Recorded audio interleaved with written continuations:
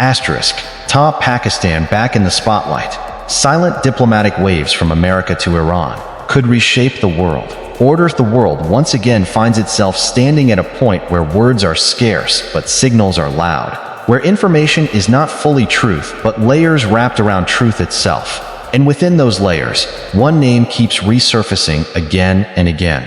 Pakistan. A country that has often appeared in the background of regional politics suddenly regains a sharper relevance whenever the global balance begins to tilt. This time, too, the picture is no different, but the intensity feels heavier, more delicate, and far more consequential. Reports suggest that a new wave of quiet, informal engagement is gradually forming between the United States and Iran. These are not declared negotiations, nor fully acknowledged diplomatic tracks, but rather subtle channels of communication designed to reduce friction before it escalates into confrontation.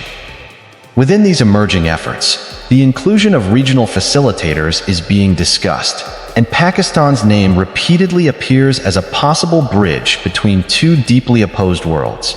It is a moment where politics, diplomacy, and the question of human stability converge into a single fragile line. Those who understand global systems know that the relationship between the United States and Iran is never just bilateral.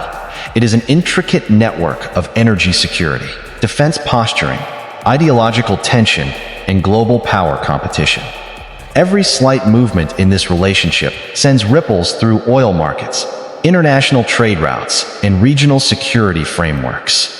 That is why even the faintest whisper of dialogue becomes more than politics. It becomes a pulse check of the global order itself. Pakistan's role in this context is not simply that of a mediator, but of a regionally grounded actor operating in one of the most complex geopolitical environments in modern history. Surrounded by long-standing security challenges, economic constraints, and strategic pressures, Pakistan has developed a diplomatic identity shaped less by public confrontation and more by quiet, behind-the-scenes engagement. It is precisely this style of diplomacy that makes its presence valuable whenever major powers seek indirect pathways to avoid direct escalation. Yet this situation is not purely political. It also touches deeper layers of human reasoning. A fundamental question emerges: is the world truly moving towards sustainable alternatives to conflict, or merely creating temporary pauses in cycles of tension? History often shows that negotiations between powerful states are not always endings. They are sometimes strategic intervals used to reposition influence. Inside Pakistan, the picture is equally complex. Economic strain, internal security concerns, and external diplomatic expectations all intersect, creating a space where every strategic decision carries weight far beyond its immediate outcome. In such an environment, even limited diplomatic involvement in global negotiations becomes a delicate balancing act. Still, paradoxically, it is often this very vulnerability that enhances a country's relevance as a bridge, because states under pressure tend to understand the cost of instability more intimately than those insulated from it. On the other side, the United States continues to rely on controlled diplomacy, preferring indirect engagement over open confrontation, while Iran remains firmly focused on preserving sovereignty and regional influence under sustained external pressure. These opposing priorities rarely align naturally, which is why third-party channels become increasingly important. In such spaces, countries like Pakistan are not just participants.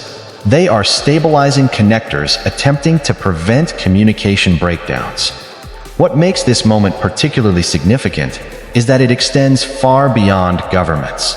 The implications flow into global energy markets, inflation trends, trade stability, and ultimately into the everyday lives of ordinary people thousands of miles away from the negotiating tables.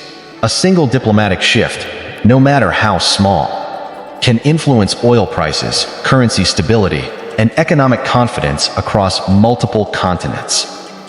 In this sense, diplomacy becomes not just a political instrument, but a global economic nervous system. Interestingly, whenever Pakistan is mentioned in such contexts, Reactions vary widely across the region. Some interpret it as a sign of hope, a potential pathway toward de-escalation. Others view it as a delicate and risky balancing act that could draw the country deeper into competing spheres of influence. And some dismiss it as routine diplomatic maneuvering. But reality rarely fits neatly into these interpretations. Pakistan's historical record shows that it has, on multiple occasions, opened unexpected diplomatic doors at moments when direct communication between major powers seemed nearly impossible. At the global level, the structure of power itself is shifting. Traditional alliances are no longer as rigid as before. Emerging regional blocs, economic interdependencies, and non-state influences are increasingly shaping outcomes once controlled solely by major powers. In this evolving environment, intermediary states with cross-regional access gain strategic importance, not through military strength, but through the ability to maintain dialogue where others cannot. Iran's position adds further sensitivity to the situation. It is simultaneously defending its sovereignty, managing external pressure, and navigating regional complexities that limit its diplomatic flexibility.